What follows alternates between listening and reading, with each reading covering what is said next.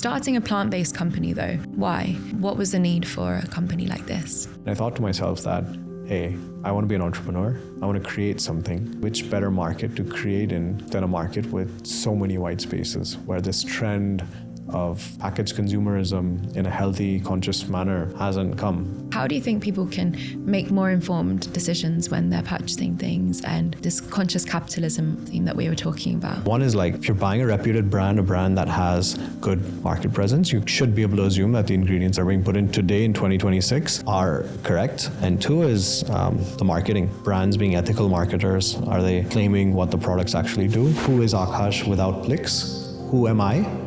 And I think when you put that question at the pedestal, it becomes a question of ego. Hi everyone, welcome back to the House of Yoga podcast presented by Yama Yoga. My name is Gavi Kanani. I am your host and founder, and also an international trauma-informed yoga teacher.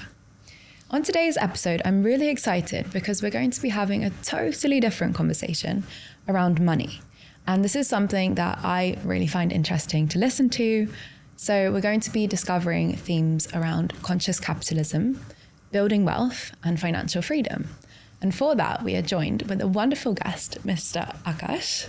Nice to meet you. Thanks for having me here. Thank you so much for coming here. He is the co-founder of Plix, which is one of India's biggest and best plant-based product companies. And I think his journey is really, really interesting because he's come from Japan 10 years ago now, and built this empire in India. And I'm really excited just to hear your journey because I'm still yet to know a little bit about it, and for everyone to hear whatever insights you have to share. So thank you so much. Yeah, thank you, Gauri. That's an awesome introduction.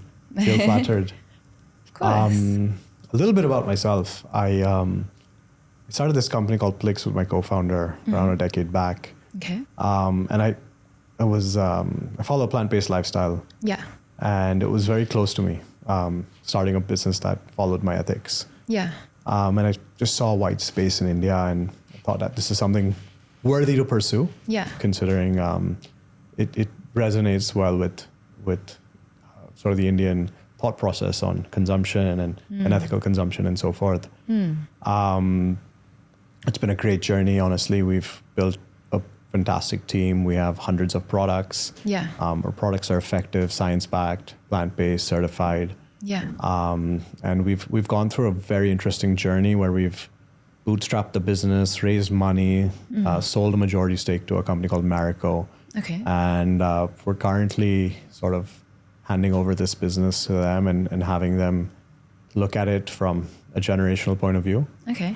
And that's currently where I am. Right. In 2026, it's a very interesting place. Yeah, transition kind of time. Yeah, absolutely, and super cool that we connected. Yeah. Considering you come from a background and a vision towards life that is totally different, but very similar. Yeah. As well. Yeah. How would you say it's similar? It's similar because I think people have this misconception. I've had this misconception about yoga. Like there's this one sort of philosophy within yoga, which is about like karma yoga and practicing detachment. And I've always got it wrong until I've really realized what detachment means. Just something as simple as detachment seems like you're not putting in any effort. Like you just stand away. Whereas that's actually not the case. Like I've realized that if you really want to practice detachment, it takes a lot of effort. Yeah. And that's the same thing as building a company like Plix, being a founder. Yeah. It requires a lot of effort. It requires persistence. It requires a long-term vision. And I'm sure you can relate that if you want to practice detachment or practice any philosophy within yoga, you're not going to see results in days. It's a practice that you're building on. Yeah, you're so right. Because I think if we think about yoga or following any of our dharma or any life intention that we have, the whole thing is that we have an intention. We're doing it because we want to give or whatever we want to share. So just practicing detachment without any goal doesn't make any sense because that means we're not giving anything. So we have to have that hard work and that ethic behind it. But I want to explore today also about how we take the hard work out of it. We take the entirety of our self-worth out of it and actually find that detachment whilst building the financial freedom. So yeah, I'm really excited for today's conversation. Yeah, absolutely. As you know, we start every episode with a meditation. So would you like to join me for that? Absolutely. Okay, great. Let's begin this meditation together.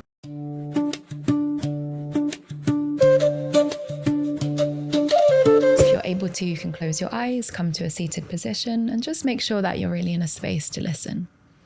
So we can just sit down with your hands on your knees, roll your shoulders back away from your ears. And try to relax.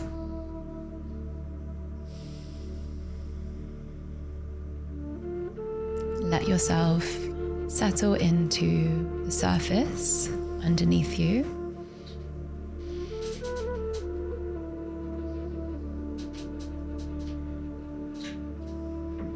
Relax your legs. Relax your hips. Notice your spine. Trying to keep it upright, chest open. Relax your arms, hands, fingers, and thumbs.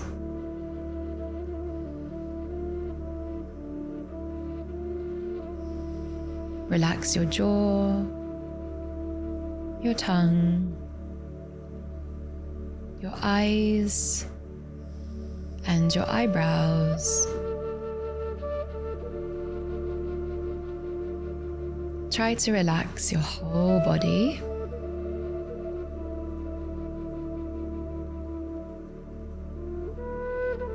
And now become aware of your breath.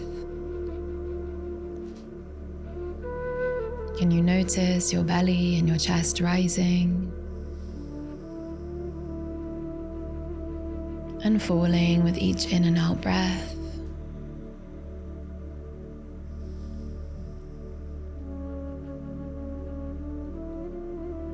And now I want you to imagine a balloon inside your belly. The balloon is empty. And take a big inhale. Try to inflate the balloon in your belly. Inhale. Hold the balloon at its max. And exhale, deflate the balloon super slowly. Let's do that twice more. Inhale, fill up your balloon as much as you can. And super slowly release.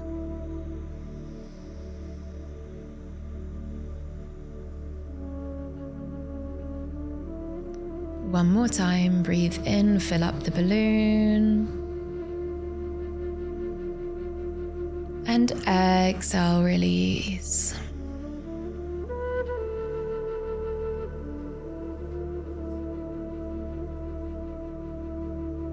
Let your breathing return back to normal.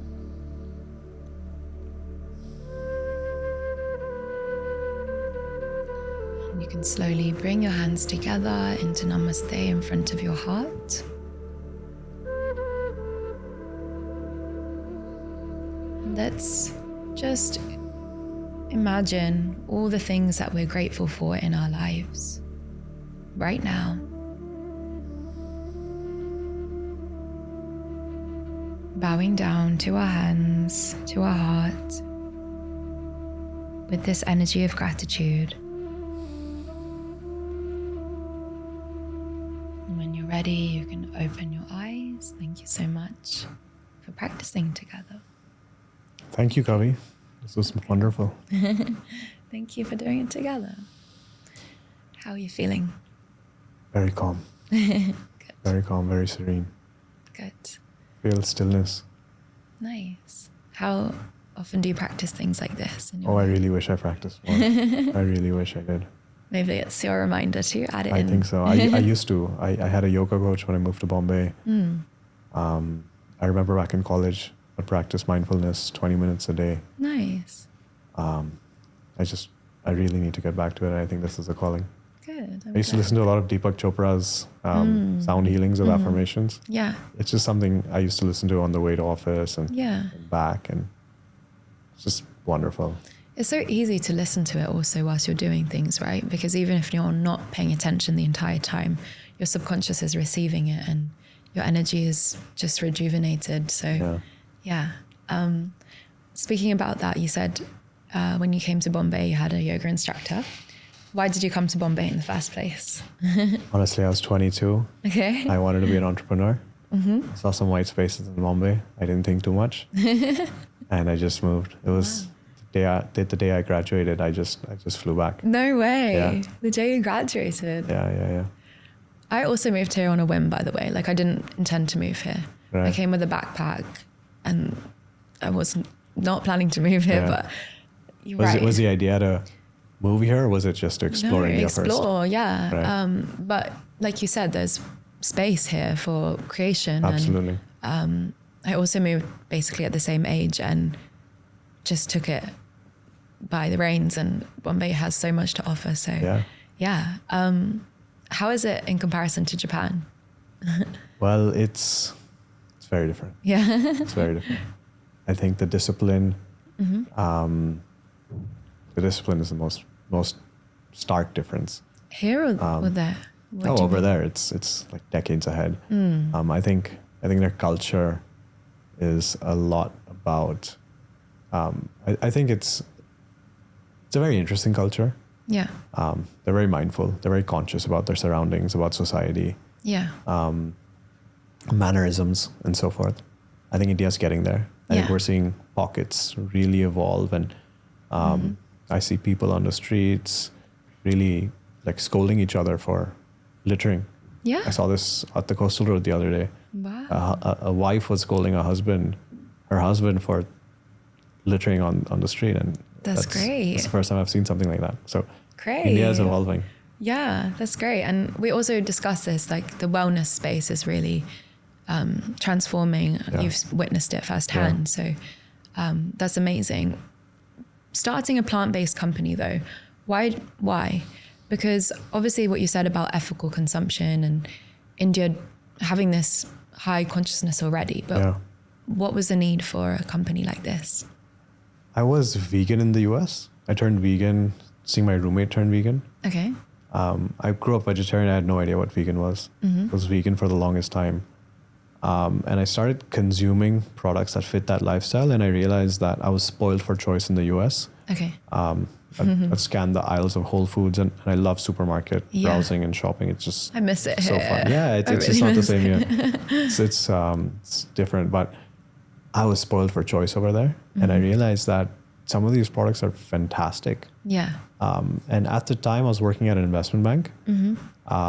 So I had this sort of financial lens towards everything. And I realized that when I Googled some of these companies that I was consuming, they were doing really, really crazy numbers. Some of them were even getting acquired by large FMCG companies in the US. Right. And I thought to myself that, hey, I want to be an entrepreneur. I want to create something. Yeah. Which better market to create in than a market with so many white spaces, where this trend of sort of packaged consumerism in a healthy, conscious manner hasn't come. Yeah. And that's India 10 years ago. If you're imagining India 10 years ago, I mean, think of no Shark Tank brands, think of no gourmet packaged brands, think of adulterated supplements. It was the Wild West. And I thought to myself that if the idea I come in with doesn't work, I'm sure there's another idea that would work. But again, I was 22. I didn't really think too much about the consequences and the risks I was taking about moving countries and not entering a stable job and so forth. And I think that played to my benefit, honestly. I think it's slight naiveness, but at the same time, the ability to take risk and downplay the consequences. That's the best thing. It was important. I think it's very difficult now to look at life the same way. Yeah, I agree. I was thinking the exact same. There's some naivety there, but also that is the best thing when we're that age and we have that fire, drive, and you're just willing to take a risk. You just go for it. And I think it's a shame that as we become older, we lose that childish spark. It's not childish. It's just that go-getter energy, which is. I think it takes more effort to find that. Find that in you. Yeah. But it's there. Yeah, I realize it's there. Yeah. If it was there once, it can be there again. Yeah. But not everyone's brave enough to take it. So Absolutely. hats off to you for doing that at such a young and age. to you too. To you too for being here. Thank you. Whilst we talk about Plix, I'd actually just love, there's a few products here. Do you want to talk about one of them and why you like it? So all of our products, they're actually PETA certified and they're all science-backed. And the very interesting thing about Plix is we play on the theme of having our products be plant-based, and that allows us to look at different categories where people are consuming. Yeah. So like, I'll give you an example. We have a product called apple cider vinegar. It's an apple cider vinegar that tastes amazing. This is it, right? Yeah, it comes in a fizzy tablet. And this is one of our best sellers. It's a nutrition product. It's a wellness product. It's consumed by like millions of people in India, and the benefits of it is really consuming apple cider vinegar in a tasty way that's portable, that's innovative, fun enough for you to explore that category. And the benefits of apple cider vinegar are numerous and well known by many people. And that was one of our first products that really took off for the company. Yeah. And we realized that people like this ethos of consuming plant-based products with fun, friendly, Western type packaging. Yeah, I was going to say that's something that really stands out about the brand. Yeah. It looks very international, aspirational. And when you're on a wellness journey, when you are going to the gym, when you are consuming a diet, you want to be around aspirational things, aspirational people, products, regimes, gyms, so forth, right? It's fun just as well. It's fun. It's fun. It makes the experience way more enjoyable. Yeah. And that's sort of the theme. And then we realized that there are a lot of categories that we can apply this ethos to. Yeah. And make a mark on. So we entered the serums category, we entered the face washes category, we entered the shampoo category, and realized there's so many clinical actives that have plant-based origins that we can leverage and bring to India. And that's what we've done. We've been able to take themes of wellness and apply it to skincare and hair care, and people are really loving the formulations that we bring to India. Amazing. I have to say you have amazing skin. Is there any product that is helping you with that per se? I'll be very honest. I think skincare is it's a very interesting category. We sell products for glowy skin, for acne, for pigmentation, and so forth. I think it's all about the regime. Yeah. So there are clinical actives that support the journey. There's studied. They're used by the universe of companies. And there's a lot of science about the efficacy. Yeah. I think it's about consistency. For sure. It's about following the right regime. It's about diet. Yeah. It's about sleep. Yeah. It's a very holistic journey. So to be very honest, everything. It's about everything. Yeah. It's about everything. On the phone you mentioned to me that you're at the point in your life where you get all your protein with ease. You've automated that decision. Yeah. How do you do that? Because I think a lot of people struggle to hit their protein goals, especially from more of a plant-based diet. So how do you do that? Right. Great question. And just a disclaimer, I do consume dairy now since the past couple of years. Yeah. And I'm very conscious about the dairy I consume, where it's sourced from and so forth. Amazing. But for me, to answer your question, I mean, I aim for around 160 grams of protein a day. What I do is I get in around like 400 grams of Greek yogurt a day. That suffices like a good, like, I'd say like 40 grams of protein, 40, 50 grams of protein. Okay. Take 2 Plix shakes a day. That's another 50 grams. Yeah. And then it's a mix of paneer, tofu, beans. Yeah. That gets me the remaining 50, 60 grams. Yeah. And everything's portion controlled. Yeah. So what I do is I don't have more than like 50 grams of carbs in any meal. So I cap it up at like 120 to 140 grams of carbs per day. Okay. And then my protein is measured. So I do like 100 grams of paneer or tofu for lunch. Same for dinner. Yeah. Stir-fried veggies, not more than 10 grams of oil per meal. Yeah. And I just look at it very quantitatively, and then I just, I just tell my chef to prepare different cuisines that match this sort of macro profile. Right. Got it.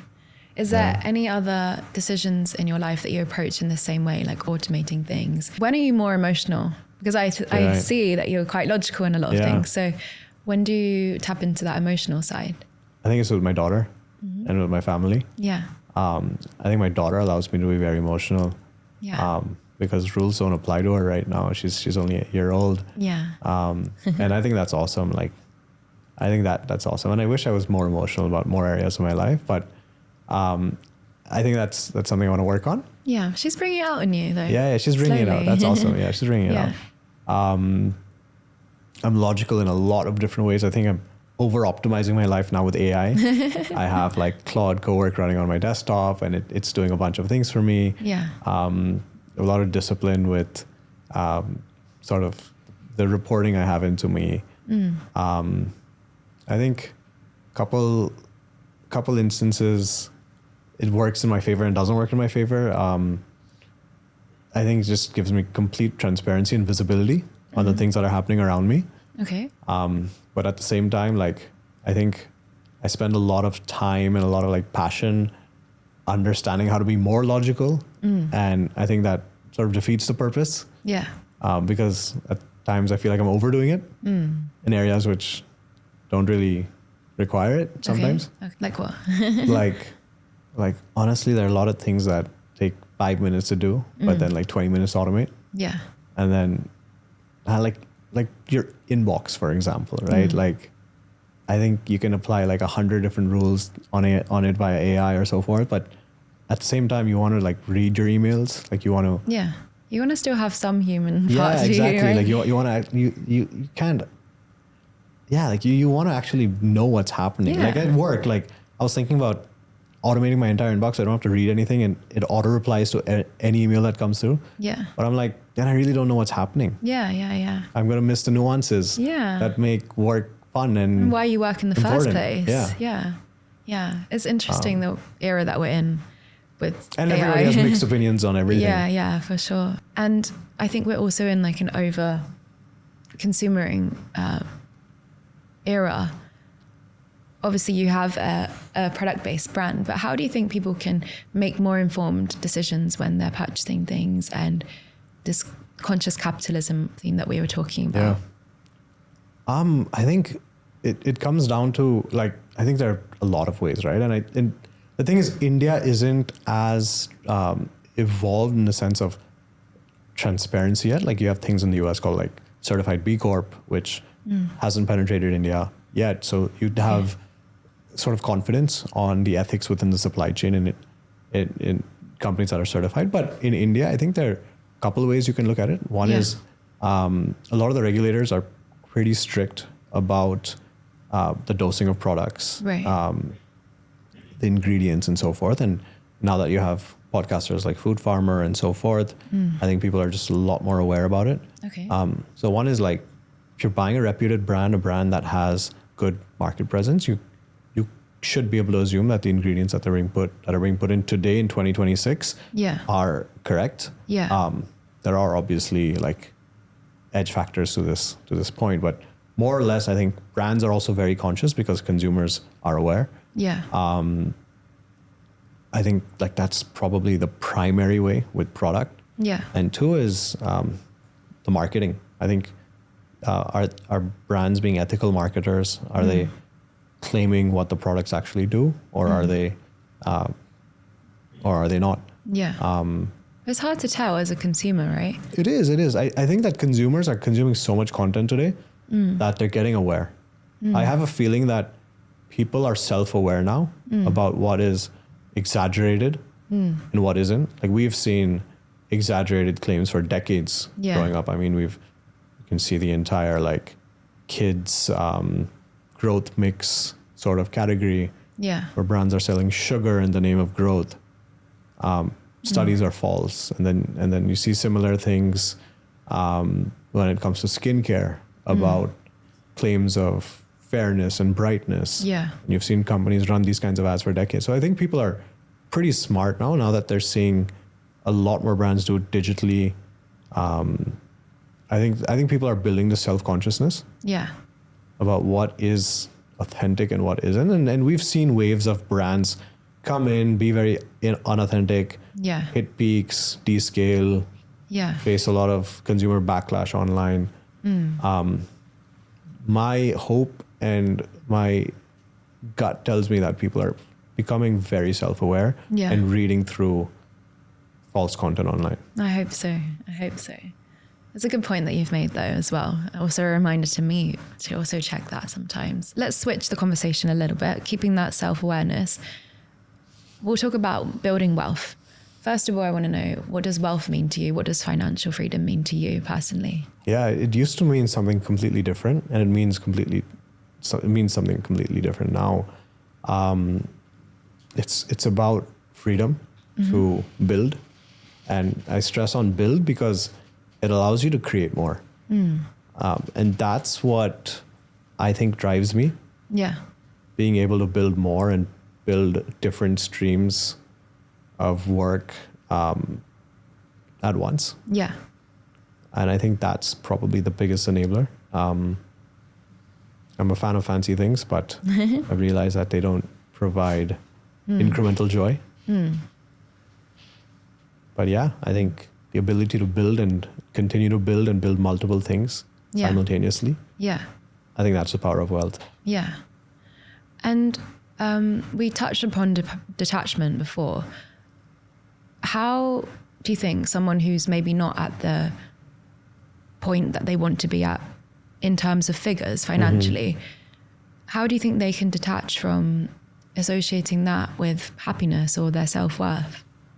Yeah, I mean, that's a very interesting question. I'm trying to find an answer to that. And I was spending some time this morning looking into that.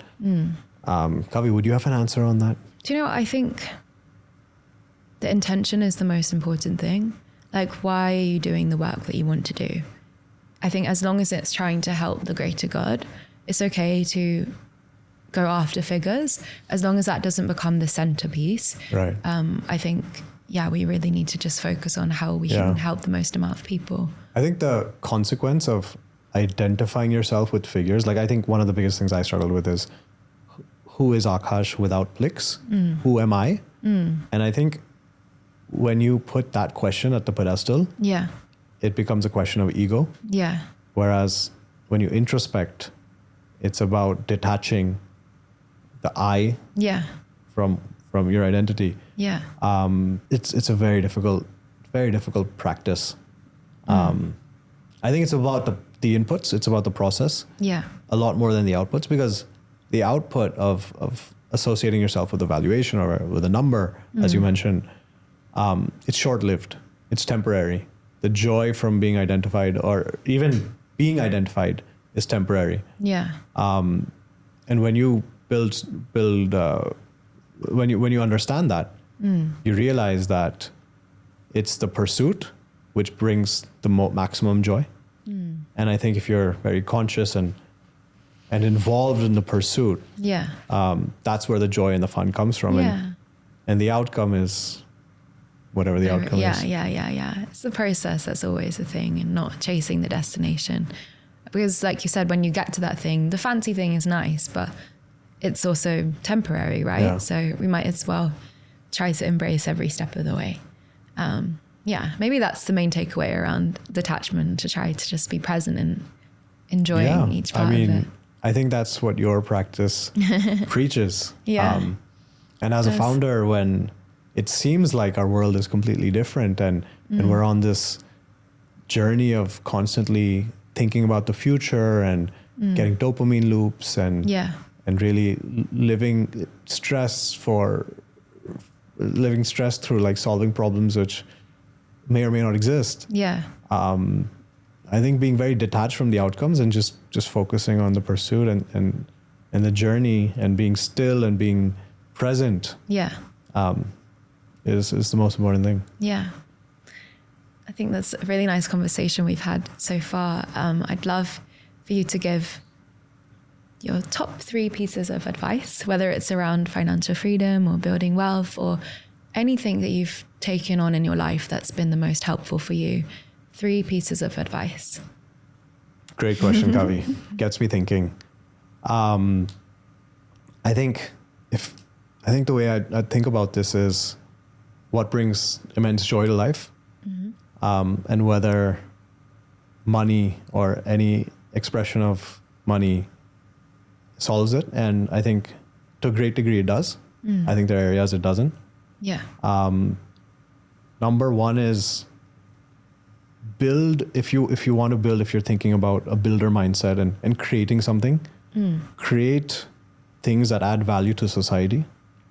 To an extent, be passionate, but to an extent also detach passion from what it is you want to build. Yeah. And build for people. So it's the practice of giving and creating for others. Yeah. Build for others. Build for what the market, what society requires. Yeah. Not always what you specifically want. Yeah. And I think that's where a lot of financial success and gain comes through. Yeah. Because you build for a much larger market than yourself. Yeah. And people like you. So I think build for the greater, give and build for where there are gaps in the market. Yeah. That creates immense value, immense financial value, immense societal value, and so forth. I think be conscious about where you're investing and whether it makes you happy, whether it fits your values when you're thinking about investments.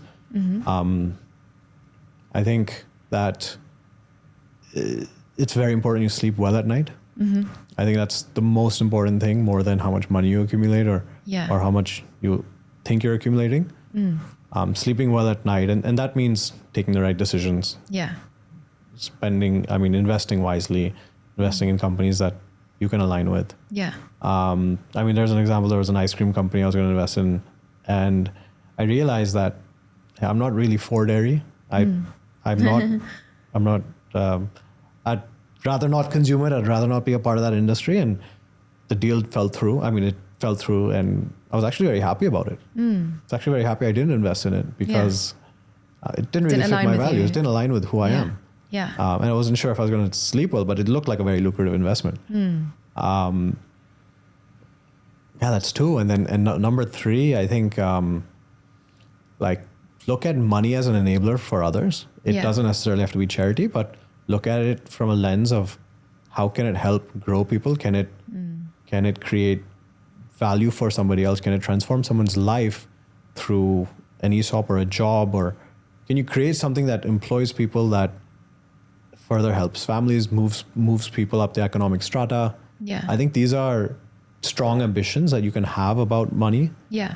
That allow you to think about it from a more broader long-term horizon. Yeah. And it aligns more with impact creation and so forth. Yeah. But these are just thoughts I was thinking about. Just really helpful. Thank you. Streams of thoughts that I think people can build on as themes about just looking at money and financial freedom from a long-term lens and the reason to pursue that journey. Yeah. Again, the whole conversation keeps coming back to the reason. So I think that's a really big takeaway from today's episode. And finally, you are about to go on a new adventure in your life. Not leaving Plix behind fully, but you are transitioning. What would be one piece of advice for yourself in the future if you're, in times where you're confused or whatever comes up in your life? Just let's say this is a little advice to your future self. What would you tell Akash in the future? That's a great question. I think it's a couple things. I think number one, you've worked hard. I think you've built a great team. You've inspired others. Continue to do so. Yeah. Build for the greater good. Keep building. I think a lot of people benefit from vision. Yeah. And by having a strong vision, pursuing a strong vision, a lot of people benefit from it, whether it's financial success, whether it's through knowledge building, whether it's through stimulation. I think there are ripple effects that we've been able to create and continue doing so. Lovely. I'm sure your family will also be inspired when they're listening to this, and it'll be a nice archive for you and your daughter to eventually listen to too. Yeah, I think she's going to love it. Well, thank you so much for coming on and making the time to discuss something I find really, really important. And I think it's planted a lot of seeds in me, and I'm sure the listeners have as well. I just wanted to mention that we are working with Yama Yoga and really luckily blessed with the clothes today. How are you finding them? They're amazing. I've bought them before. I'm super glad they're a sponsor for your show, but it's really, really nice stuff. Nice. The colour is really suiting you. We're both wearing surf blue. Yeah, you too. Thank you. We're matching. Yeah, I wanted to. I love matching with my guests. It's the most comfortable clothing. I mention it all the time, but if you guys haven't tried out Yama, you should definitely see if there are any pieces that work for you. I think it honestly suits everyone, and I just love the colour collection too. So and they have a great story. They're from the north, and it's I'm actually going to see the factory at the end of this month. So, lovely. It's in the north, so I'm really excited to see behind the scenes. No, super high quality. Thank you. Yeah, you're welcome. Thank you so much for making the time, for being here. Thank you, Kavi. This has been a lot of fun. Yeah. I've gotten to know you. Yeah. This has been really cool. Yeah, thank you. We'll just wrap up with a small meditation just to let everything integrate. We just need 1 minute.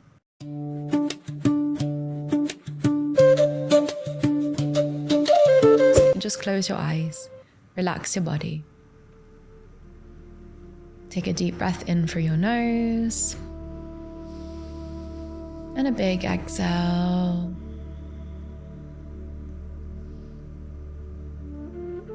And just think about what is one thing that you've taken away from this conversation.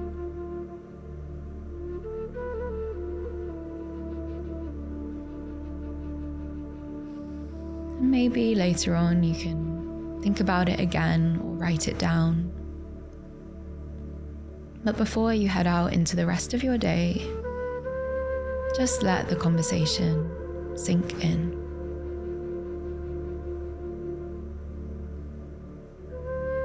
And then we'll bring our hands together in gratitude. Thank you, Akash, for being here. Thank you so much, Kavi. This has been lovely. Gotten a meditation in as well. It was lovely. I'm going to have all of Akash's links in the description and the products as well, so everyone can try them. And thank you guys so much for tuning in, for listening. If you have any questions for him, feel free to ask, and I'll get you in touch. Otherwise, I'm going to see you next Thursday for another episode. And thank you so much for listening to the House of Yoga podcast.